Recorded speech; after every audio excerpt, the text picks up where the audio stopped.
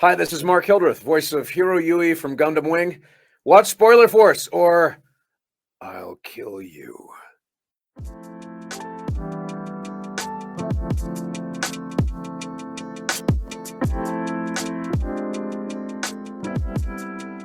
All right, so this is episode 149 of Spoiler Force Podcast. My name is Ricky, and thank you for tuning in. This week's guest is someone that I just reached out to. I was not expecting to get him on the show, but I did. I'm so psyched for this. He's done so many shows in anime and cartoons, like in X-Men, Gundam Wing as Heero Yuy, and one of my favorites as Terry Bogard in the Fatal Fury series. Let me bring my guest here, Mark Hildreth. Thank you so much for being on the show today. You're so welcome. It's nice to be here. Thanks for inviting me. You know, I when I reached out to you, I was thinking more so as a fan. So I wasn't thinking much like I'm just gonna shoot my shot and let's just see if he responds. And when you did, I like the fan in me was geeking out because I practically grew up watching Fatal Fury, like the old school stuff, like the OVAs and the motion picture. Because my cousin Lee, he used to make me watch that as a kid when he would babysit me, so I wouldn't bother him. But then so I grew up with your voice, and so hearing you as Terry and then hearing you as Heero Yuy, growing up with just that classic anime, man, like it's been a big part of my life, and I just want to say thank you again for just being on this show. Oh, thank you. That is. I'm honored for that intro, and let that be a lesson to all of us. Ask Yeah, for what you want in life, and you never know what might, what I mean, come what the universe might send you. But I love that. That's great. I'm glad you enjoyed the show. yeah, it's just a lot of the fans that were like tuning in, just seeing, like, because I would drop the episodes or the announcements early before we would record, and so a lot of folks were asking about Gundam stuff, which we'll get to towards the end of the episode. But I guess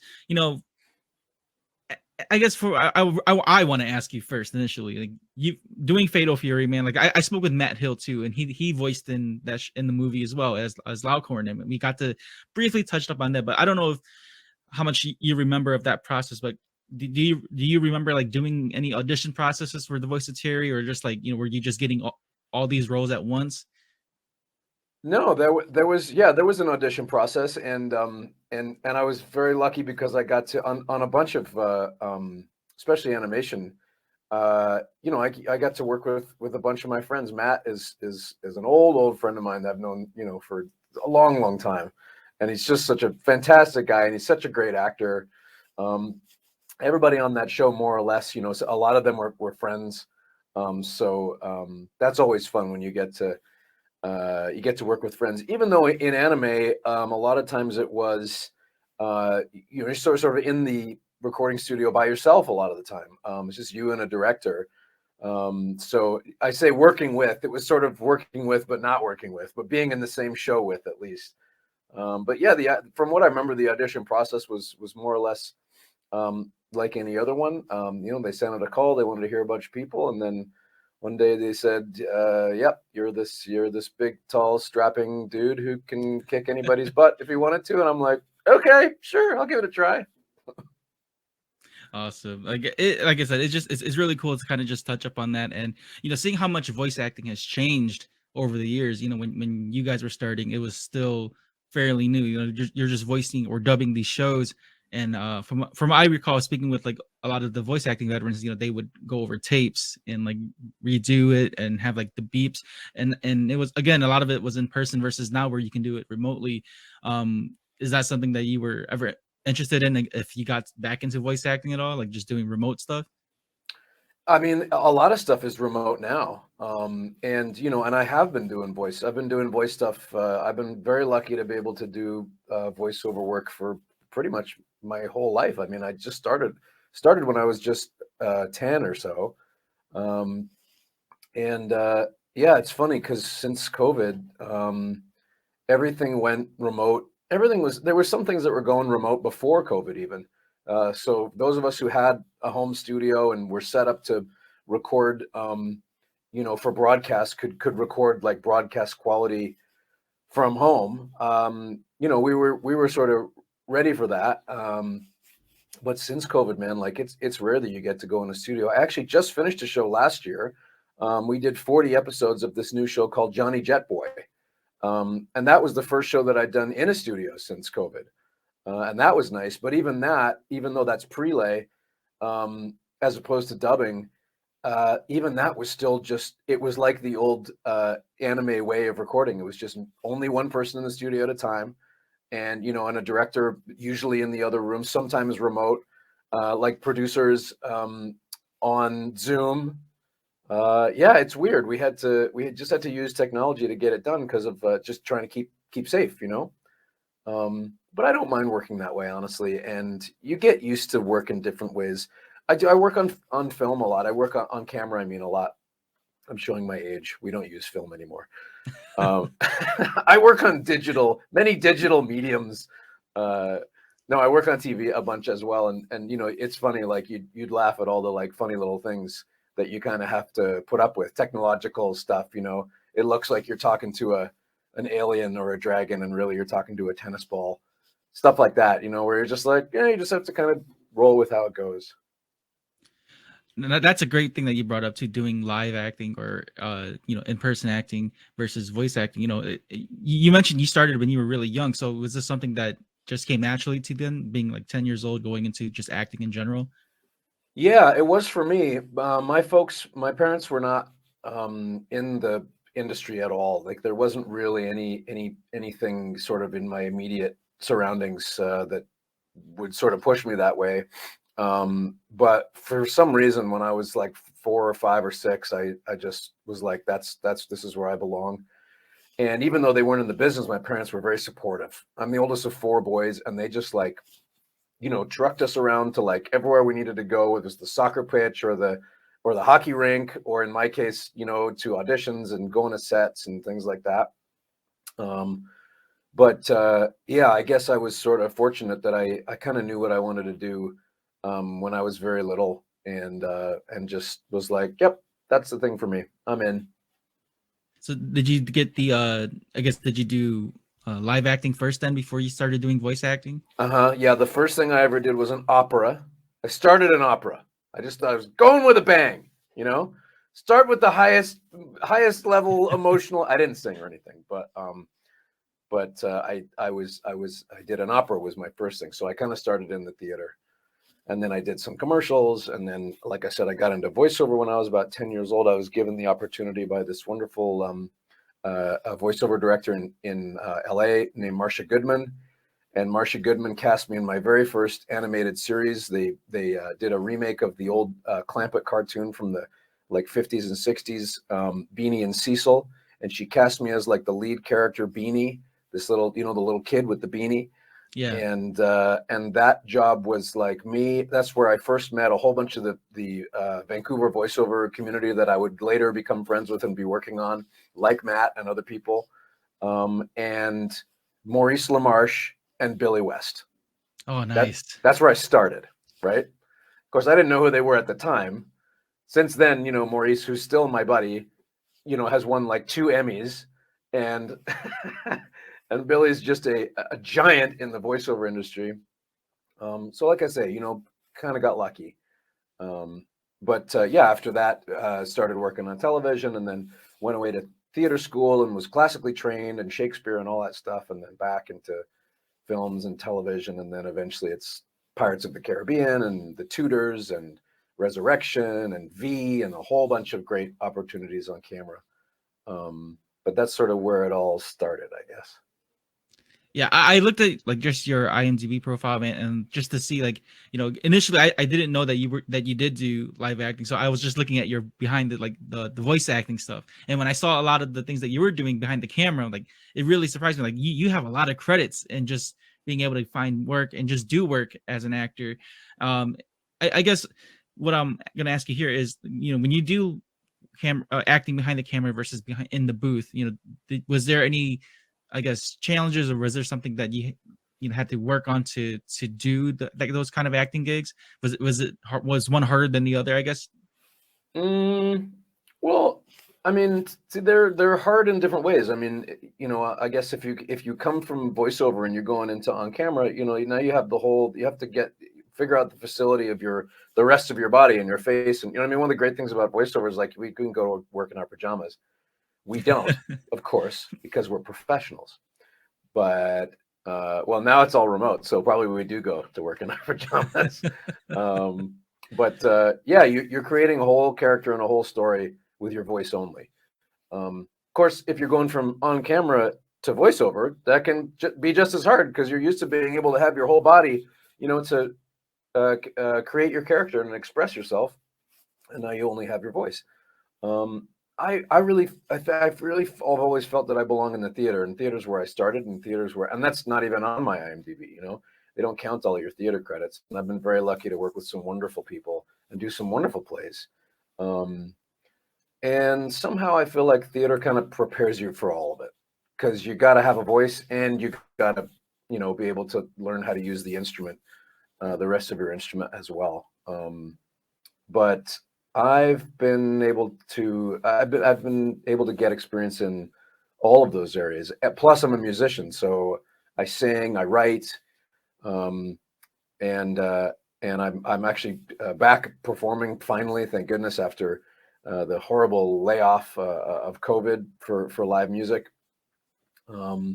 I love all those. I love all those mediums. They're all like a little bit different. My mom's a painter, and I sometimes sort of um, like draw a parallel between like it's all painting, but there's acrylic and there's watercolor and there's oil and there's all these different mediums within the medium.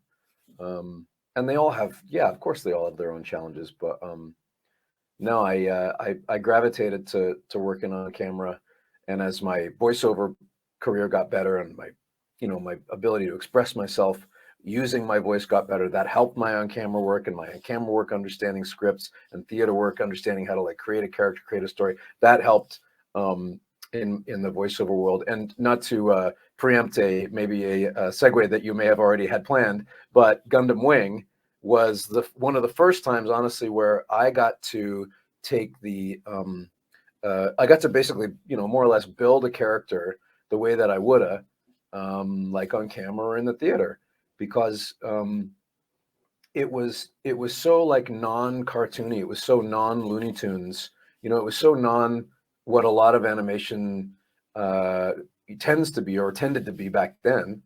Here was like more or less like a serious sort of soap opera drama in space. And I approached that like, okay, well, I'm just going to act this the way I would act anything else. I'm not going to like make it a cartoon. I'm going to like try to create like a real guy and try to make sense of what he's saying and figure out where he's at like psychologically and emotionally. And it's cool because over the years, that's what people tend to respond to. So that's true for me, whether I'm doing theater or film or television or voiceover. What people gravitate towards, what has staying power, is when you see or hear, you experience a performance, and there's like humanity in there. There's like you can feel like there's a real person in there. People tend to grab onto that, and it has more meaning for them, than something that's just kind of wacky off the wall, I think. That is a great answer, man. Like you've covered so many great things just as an actor in general, because I like I've mentioned to you, having voice actors on my show, a lot of them said I found like a lot of them said the same thing. Theater was a big one for a lot of acting, or for a lot of actors that do acting. Like you said, from stage work to even if you sing on stage or just doing the live performances, a lot of these voice actors I did speak with, they use that as like a great foundation to where they're at now. And I think it's great that how you've used theater to get to where you're at as well. Just again, like you said, from going to working behind the camera to voice acting to what you're doing now with the music, man. That's a great way to just kind of like showcase that you do need those acting experiences or stage experience as well. You can't just go into voice acting or camera acting just on a whim. I think it's great that you guys set up and show like and pave the way for young actors to kind of realize like, oh, I do need some sort of credits in this or experience in this, and kind of just work my way around it and then eventually grow into what you need to be as an actor overall. But I think that's great, Mark, that you brought that up. Yeah, I mean, I'll tell like young actors who are, how do I get into and I'll direct them towards like either theater or like an acting class where you can study a play, because it's mostly where I find like plays are the heavy lifting, and like dramatically, emotionally, psychologically, um, And my experience has been when I get to work on a play, I'm really having to like work those emotional muscles, so that when I then go into something in a different part of the acting medium, I find I'm like, okay, now I'm ready for this. I can take this on. I can handle this. Like doing like a really great play, like a great play. That's like benching hundreds of pounds, and then you go and uh, you're always going to be better at stuff that's maybe less complex or easier, if you've already built those muscles. So I always say, like, take an acting class and go work on a play. Go find like a great play that you love and find a partner and work on that scene, and like dig into it. It's not the only way, but it's the way that I found most effective, because it really challenges you. Um, and then hopefully you get lucky, because acting is a total crapshoot. Were there any plays that you really enjoyed? I guess like was it like Shakespeare or something like that that you liked, or something else? I love Shakespeare. I mean, I love Hamlet. Hamlet's really the top of the mountain for me. That's just a character that I feel like encompasses so much about the nature of what it is to be human, and like trying to figure out, how to do the right thing under like extraordinary circumstances. But my goodness, there's so many plays and so many plays. I mean, if we started down that road, this is gonna take the whole interview, honestly. But you look up, no, you just look up like any, if you just Google like, list of 100 great plays, you're just going to find absolute gold in there. Plus, there's new plays coming out all the time, and I love to see new work. I just went to a new play last night, and I saw another one at the beginning of the week. I love to go into a theater and see what people are coming up with. The other great thing about theater is like there's almost no money in it. So if you're doing it for some reason, other than fame and fortune, because that's not usually a thing you're going to find in theater, and it sort of keeps it pure in a way. People tend to you go to see a new play, and they're probably not making money, and likely, they're spending their own money just to put this play on, and I love that. I have such respect for theater and for theater artists. So that's often what I'll say when someone wants to get into acting. It's like, go to the theater, go see some plays. You can always watch TV. You can always watch animation. You know what I mean? That's always, right at your fingertips. But like, go see some theater, read some plays, find an acting class, see if you like it, that type of thing. Now that you bring that up, it's really relatable to just like creatives in general. Because even for me doing this podcast stuff, like there's no money for me as of now. Like everything's out of my own pocket. I'm doing this all on my own type of deal. But for you, Mark, man, like when you started up as an actor, was there struggles like that for you as well? Like going up and just trying to find gigs when you weren't getting paid, or just like, traveling and all that stuff, like just covering all that stuff by yourself. Was there, I guess, any hardships that you had as an actor when you started up? Yeah, well, I mean, it's not really quite a fair comparison for me, because I started when I was so little, so I had my parents kind of bankroll me, I guess, in that sense, like they were driving me to the auditions, and they were, and when I did make money, when I was, before I sort of came of age or whatever, they were the ones like, putting it away in like a bank account, putting it under the mattress for me, so I wouldn't just buy all the Nintendo, you know, but but yeah, it's not, look, I'm one of the very, very lucky few actors in the whole world to make a living for, it's 30 years now or whatever it is. And that's not very easy to do. So I've had a lot of things go my way, as well as, put a lot of effort. But there's no job security, no matter how long you've done it, and how long your resume is or whatever.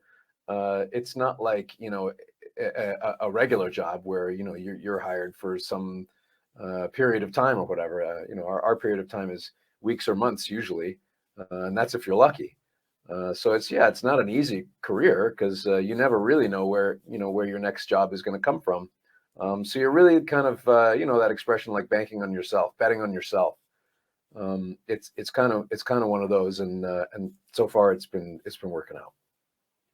Yeah, that's great, man. Like, like you said, it is really cool to see how each actor comes up in their own way when it comes to just their career. Some people start off like you, very young, and some come in really late in the game, which is really cool to see that too. And especially nowadays with like social media and stuff, and like with like all the online stuff, like, it's crazy to see who can come in and come out type of deal. And like there's so much talent out there now when it comes to just acting in general. But I guess I want to segue this too. Like you mentioned that Gundam Wing was sort of like an opera to you. And in the show, Heero is kind of this very stoic, non-emotional guy initially, and then throughout the show later on, he kind of just develops into who he is. How is that like for you, being this character and just voicing him from beginning to end? Oh man, like I was saying before, it was super interesting because that was just not it was a unusual experience to have in animation, because it was more of a drama and less of a sort of a wacky comedy. So I actually found it very interesting, and yeah, it was sort of operatic, like you know, this epic sci-fi story that was, I guess, sort of like a Star Wars type of a thing. In fact, when I finally went to Tokyo for the first time. I didn't realize really how big Gundam Wing was until like every other storefront had something Gundam in it, and I was like, oh my gosh, this is like Star Wars. This is a cultural phenomenon that's been around for decades. So there was a some sense of reverence for me to be like stepping into shoes that were very big and were not, were already created by a whole bunch of other wonderful creative people. Um, but it was interesting to get to. It's interesting that you say actually like a non-emotional, because I never saw it that way. I saw him as someone who had a whole lot of stuff going on under the surface. And so maybe too much emotion, actually. He has some problems. You know, he's got some issues. He's got some stuff going on that he should probably be better if he worked out a little bit differently than some of the ways he chose. But no, I felt like he had too much going on the surface and didn't know how to handle it. So yeah, and then becomes sort of unhinged maybe in some ways a little bit later. Yeah. But that's that's fun to play, even though that's not a really a fun thing for a person to do. But to get to you're as an actor, you're always looking for characters that are like, this is what they always say, like an ordinary person struggling with extraordinary circumstances. And that's not to say that Heero was necessarily an ordinary person, but the circumstances were certainly extraordinary. So that makes the stakes very high, and that makes the emotional tenor also very high. So that's fun to play because there's lots going on there. And so that's what I mean when it's sort of like becomes like a operatic. Yeah, I think with Gundam Wing, it was one of the first that I watched that was part of the Gundam series overall that really just drew in like the ideals of just like from war to, like they used really good analogies, for like space and the earth and just like people and politics and all that stuff. Like it was just really cool to see how they were able to use that kind of storytelling without like making it really in your face, because as a kid you're watching this stuff and you're being wowed by the robots and the action and all the explosions, but then really when as you get older, for me as an adult now, when I watch Gundam, it's like, holy crap, man, like they were like telling a very serious story through just like all the sci-fi stuff.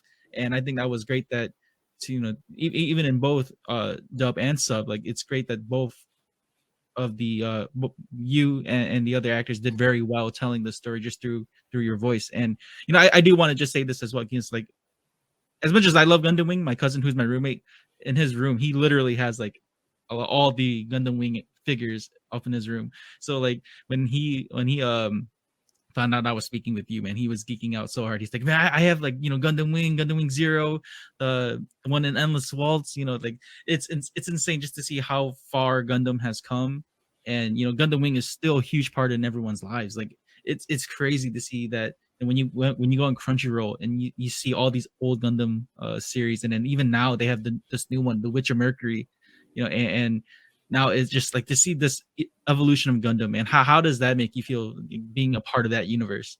Oh, it's so cool, man. And say thank you to your cousin from me. And I can say obviously thank you to everybody who's watching and listening here. It means a great deal to us for actors, for artists in general. You hope that the work that you do has impact. It's not really what you're thinking about necessarily when you're making it. You're just trying to make something good, but you're trying to make something good every time, and it doesn't always work out that way. Every work of art is an experiment. So when it works out and people respond to your work, I mean that's the best thing that can happen. Like I was saying, it's very hard to make a living as an artist.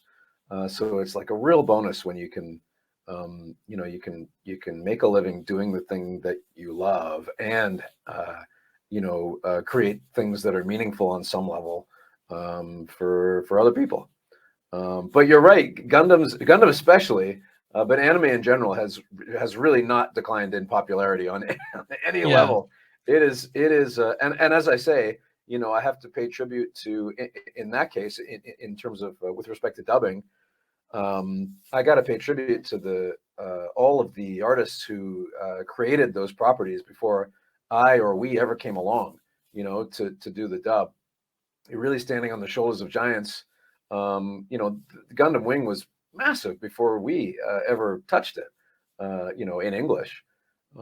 So super cool to see like the lineage of like how these things grow and change and people respond. And there's a funny like resurgence that sort of happened in the last maybe few years. Like with yourself, like people who grew up watching Gundam are now coming back to it, right?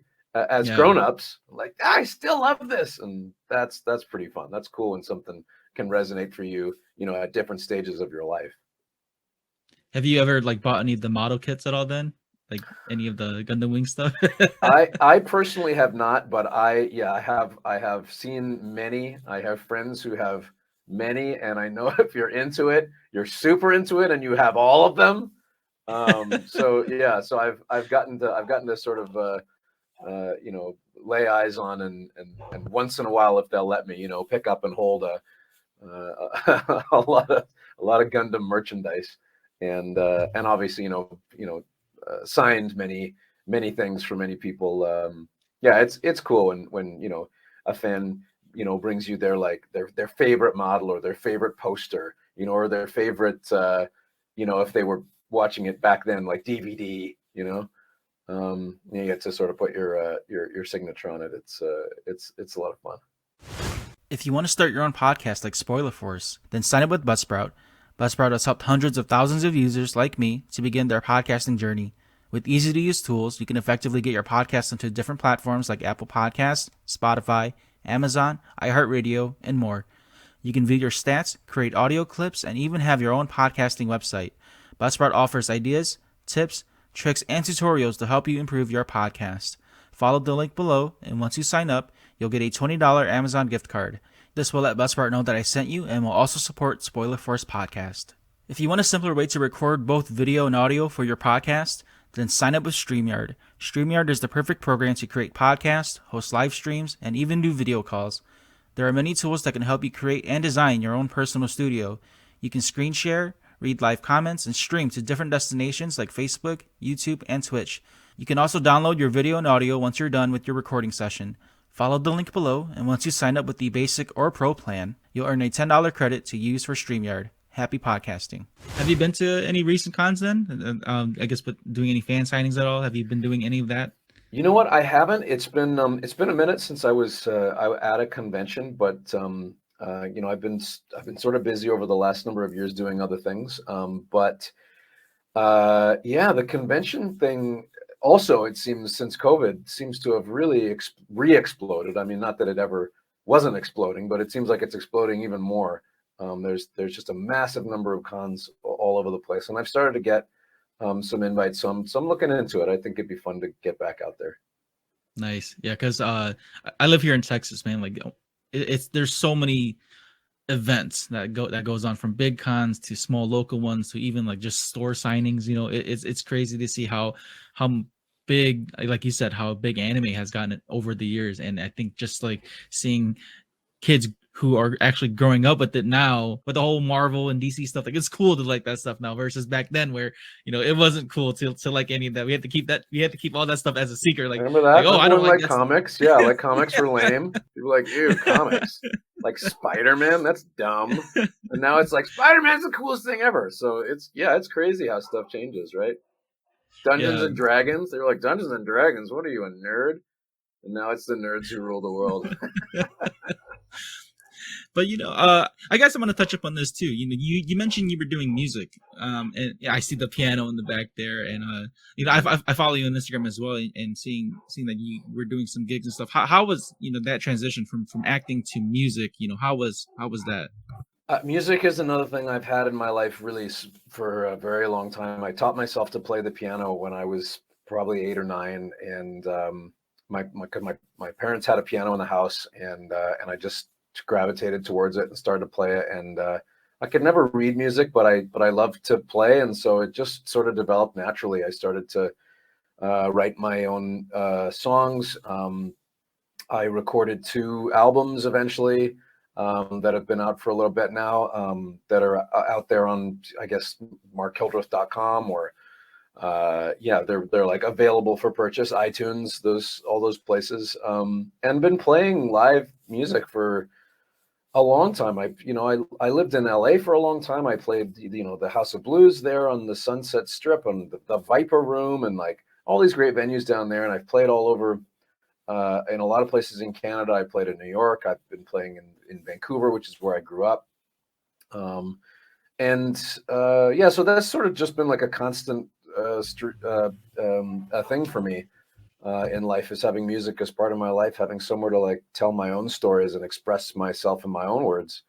But it's yeah, it's funny. I'm like, I'm more or less like everybody else, and then I get up on stage with a piano and a band, and like everything fades away. That's like my happy place. That's where I feel the most comfortable. I feel the most at ease. I feel this freedom to express myself and my feelings, in a way that I just don't in any other space. And so it's just something that has been probably good for as good for everybody else as it has been for me. And just have my own mental health, having somewhere to put my feelings into. So it's been sort of one of the loves of my life since I was little. So now that we're able to get back in live spaces and see people's actual faces and be normal. I'm gonna start playing a little bit more. And you've done tours as well, then I guess, like just like small tours, or have you done like a national tour or anything like that? No, not so much like a national tour, but I've played, in a lot of different places. Okay. And yeah, and yeah, at least in the U.S. and Canada. Did you start off with the piano first? Is that how you kind of just got into it then, or were you Hmm. already singing from the get go? No, it was all kind of around the same time, but I've been singing since I was little as well, and but piano was my first and only instrument. Yeah, like for me, it's my guitar. I have a Martin sitting back there, Nice. and so like lately what I've been trying to do is get like voice actors to sign it. So that's what I do Cool. now with it. But yeah, but I don't play music too much. I did it just to like learn it because I grew up in like in a very Christian home, so a lot of the folks that I grew up with, they were all playing music, so I just did it just to do it because they were all doing it. But That's cool. music wasn't really my thing, but I do like playing it. Like you said, it kind of just helps you to kind of just get your emotions out through like certain songs, or if you write your own music. So I think that's great, and to use that kind of creative outlet to just to keep your creative that creativeness in you to keep using it in a different way versus like just doing the same thing over and over again. Mhm. I guess now that we've touched up on music, man, like so you do this solo then, right? You don't have a band or anything? I'm a solo artist, yeah, but I do have some people that I play with, Okay. depending on where I am, and I have some wonderful musicians who will come out and gig with me when the time is right. So yeah, it's not. I wish I can't take all the credit. I have some amazing musicians who really make me sound even better. But yeah, technically, I'm a solo artist. I write my own stuff, write and perform my own songs. Perfect. I guess we can get to some of these fan questions here, Mark. I have quite a few, and a lot of them are very Gundam Wing oriented. So I do want to get to some of them here. Sure, let's see if we can get through a few. Yeah. So let's see here. The first one I have here is by Megan Dreams and Design. She says, "What are your favorite books to read, and what were the most powerful moments from Gundam Wing?" Oh boy. Well, favorite books to read. I'm an Audible subscriber. I love Audible. I love listening. I'll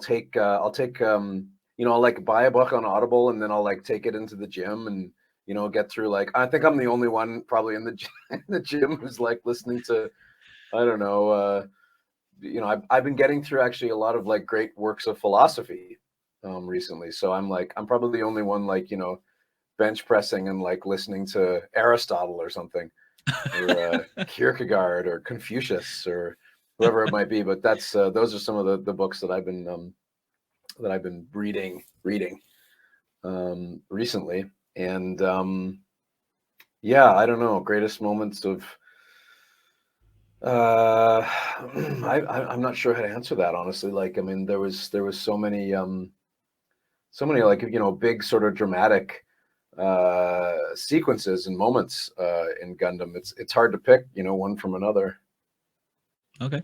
I guess for me, I guess I can say one of my favorite moments is just seeing like Hero's change in character. Like when he initially just like doesn't really care about people, and then next thing you know, he's like fighting for what he believes in, and then his friendship with Duo was one of my favorites as well. So like I think those are great moments for some of my favorite moments in Gundam Wing. The next question I have here is from IF Williamson 17. He asks, why didn't you voice any more Gundam Wings or any more Gundam since Wing? Yeah, that question comes up every once in a while. They never asked me. It's simple. Yeah, I mean, it's funny because I've seen some like I'll call it fan fiction because there's I've seen or been told about some very dramatic gossip rumors of fallouts and disagreements and how come this and Mark didn't want of that and all kinds of stuff, and really none of that is honestly true. Yeah, it was just not a thing that sort of came up honestly. Now it's not that I wouldn't have been open to it or I'm not open to it now. It's just for actors it's kind of like a gig to gig thing. You don't necessarily get to choose what you want to do when you want to do it. Sometimes you get lucky and you get to a point where you can do that, and I can do that to some degree. But yeah, for whatever reason, like it's just never kind of came across my desk. So I didn't do it, and I wish them well, and I think they've done fantastic without me. Well, would there be any interest if you were offered like a role in another Gundam series? Yeah, you like Hero's dad. I guess it'd have to be it'd have to be like Heero the next generation, maybe. No, totally. It'd be fun. It'd be a lot of fun. I mean, you can see that I haven't done a ton of dubbing since around that time when we made Gundam and Fatal Fury and a few others. So yeah, it's just funny. Like your career kind of goes in like goes in different directions, and you kind of just have to follow where it goes when you're as an actor. So yeah, if that came back into my sphere, I'd be totally into it. Perfect. The next question. Okay, so this is sort of kind of like what I just asked you, but Jay Mendez 0298 asks, if Gundam Wing got remade, would you be interested in voicing Heero again? Yeah, for sure. Yeah, it got remade. I mean, that would be cool. I don't know how I could remake it. That was a pretty very original, sort of for its time, kind of a very special, unique show. I mean, I guess you could remake it. Maybe if they made like a sequel, or a prequel, like the origin Yeah. story. I don't know, something like that. But yeah, I mean, I think it'd be fun. With like a lot of the nostalgic factor is a big thing nowadays in entertainment, so there are some anime series like right now being totally remade by different animation studios, so Mhm. there's a chance for that. And I mean, at the same time, like Gundam Wing is a classic though, so it's I don't know if you could do like a shot for shot remake of it, because it'd just be the same thing, just like higher quality, but hopefully if there is an opportunity that does happen like that, man, you should definitely like get that get that Who job knows, right? first. But Yeah. you're right. Now we're not so much making like prequels and sequels anymore, are we? We're making like universes. So maybe in the Gundam Yeah. universe, there's like a one day in the future something, like I don't know, like old Han Solo. Maybe there's old Heero Yuy. I don't know. That could Yeah. work. Let's see here. The next question I have here is, okay, so this question's towards more of music. So the person who asked this is named Toilet Paper Dust. I don't know if they're serious or not, but they said, can people that suck at singing become great? And then their second half is, can you teach me? Okay. Well, can people who suck at singing become great? I don't know. I mean, I don't know what that means. You know, to my mind, do the thing you love. That might sound sort of like trite or simplistic, but I have followed that as my sort of maxim in my life, and that doesn't mean you're necessarily going to get paid for it, but at least you're doing the thing you love. And also, and if you're an artist, which I assume um, Mr. or Ms. Dust is, maybe, then yeah, you gotta do what you gotta do so that you can do what you want to do. So if you have the free time to like be able to like sing, even if it's just in the shower, and you love to sing, sing. Whether you become great or not, like I don't know, what does that mean? Like if it's something that you love, then it's great. Are you gonna become Beyonce? Like, I don't know. I can't guarantee you become Beyonce, even if you were a great singer. It's a whole sort of crapshoot once you're trying to like do stuff, sort of in the industry or whatever. Um, but that's always been my, the way that I've approached it is like, if you love to do something, do it. And I sing, and I once sucked, and now I don't suck. So yeah, you get better at it for sure. But I loved it, and I still love it. So I get to do something that I love, and that's everything to me. Can I teach you? Probably not. I don't know. I'm not a singing teacher, that's for sure. I've worked with some great singing teachers, and there's great singing teachers out there. So I feel like I'd probably be remiss to say like, yeah, I can teach you, because there are people who are excellent at that.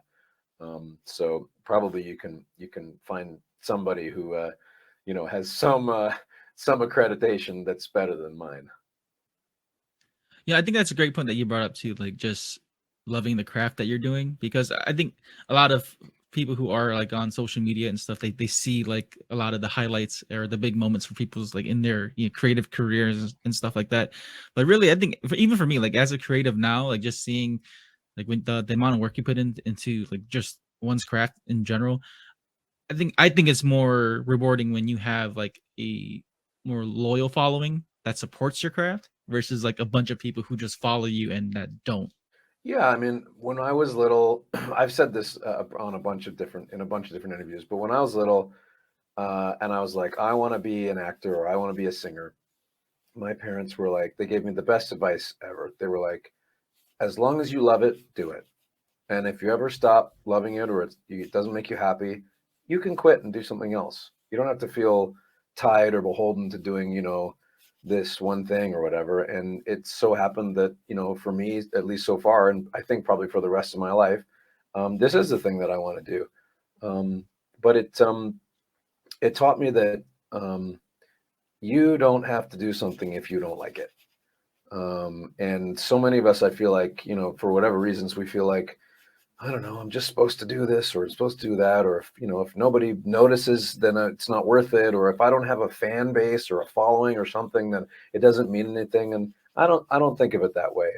It's nice when people respond to your work, and it's nice just in your day-to-day life when people say I like you, or I respect you, or you're our relationship is meaningful. There's those things count too, but it's not really. I think it's better if it's not about that. Right. If it's really about like you doing what you love for your reasons because that's important to you, a lot of times people tend to respond well to that, and then they go, hey, I like what you're doing because you like what you're doing. But the worst thing is if other people like what you're doing and you don't like what you're doing.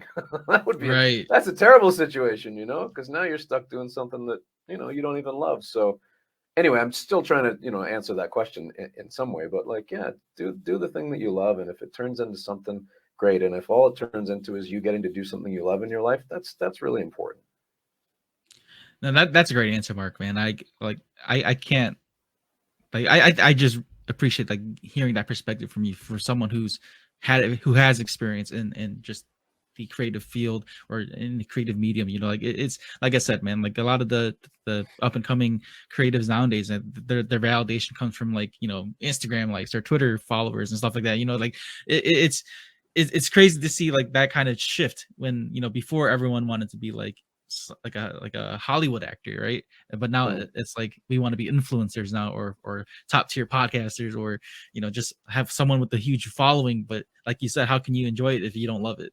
You can have all that, and if you're not happy with it, what's the point of all that? Hey man, I want to be an influencer too. I want to make lots of money. I want all those things. Believe me, I do. But I don't want to do it. I don't want to have to do something I hate to do it. Or at least I can say, I want to. You don't need all that stuff to be happy. So if you're feeling like you need all that stuff, I don't have that stuff, I'm gonna be so upset and whatever. Like, maybe, but maybe you could do something you love and that can make you happy. So I have this last question here. I mean we've kind of touched up on this already. I think this person probably asked already as well. Let's see. It's from J Mendez 0298. They ask again, were there any chance that the Ocean Studios contacted you for other Gundam projects? But I think you've already answered that, where they didn't contact you again. So yeah, so that was the last question in there. But yeah, man, like I've just really enjoyed this conversation with you, Mark, man, hearing your perspective on just acting in general, and just like going back to talking about Gundam Wing and Fatal Fury, man. I think that for me as a fan, like I really enjoyed that, and it's great to hear your experience, man. I think again with how much voice acting has grown and has changed, I think it's great that you brought up again like how other actors have done, like theater, pursuing other creative mediums, and using your skills in different ways instead of just focusing on the one thing. I think it's great that you brought that up. No, thank you, and I appreciate you giving me the opportunity to talk with you here. And I just to follow up on what we were just saying, it means a lot to me to have people respond to the work that I've done, to respond to the projects that I've been in. It's having a fan base and people out there who love what I do or what I've done. That's very meaningful, and it's I don't take that for granted. Or I try not to take that for granted. And so one of the things that I feel like is a kind of a cool thing you can do when you're in a situation like that is it's kind of like pay it forward. Take the good things that you've been lucky to receive from the world in your life, and pay it forward and see how you can help the next, do that for somebody else. So it's great to have this opportunity to be able to chat about these things and hopefully throw some good things out there into the world. and sort of feel like you can help maybe somebody else out in some way, and that's something that's very important to me. Yeah, I hope I can do that as well for my platform as well. But I guess, Mark, before we do wrap things up here, how can fans and followers, reach out to you or follow you on social media? Well, I guess Instagram's like the biggest and best way these days. That's the sort of thing that seems to change. I'm always like, is it still Instagram? Is there something else yet? I feel like that, right? There's always something. Right. There was a time when it was like Facebook or whatever, it was like MySpace or something. But no, I mean, Instagram, Mark Hildreth, markhildreth.com, iTunes / Mark Hildreth. Yeah, and then YouTube, I think is Mark Hildreth or Hildreth Mark. It's one of those, but they're all sort of linked. So you find one of those, and you'll probably find me one way or the other. Perfect. And I'll have all those links in the show notes too, and for this episode on YouTube and on podcasting platforms. But again, Mark, thank you so much for your time, man. This has been a very eye-opening conversation for me as well, and I just really appreciate the work you put out there. I hope nothing but the best for you, man. And thank you for this opportunity. Likewise, thank you so much, and I appreciate your time too.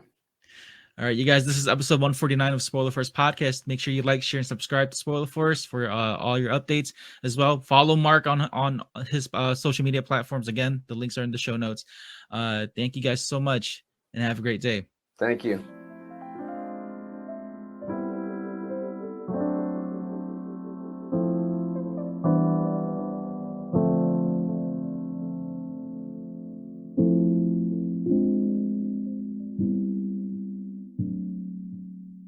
If you enjoyed this episode, make sure to give a review and rate Spoiler Force Podcast. If you want to get all Spoiler Force updates or even peeks at behind the scenes, you can join the Spoiler Force Discord community. And if you'd like to show support, give tips, recommendations, sponsorships, or any collaborations, you can email me at rickyvang92@gmail.com.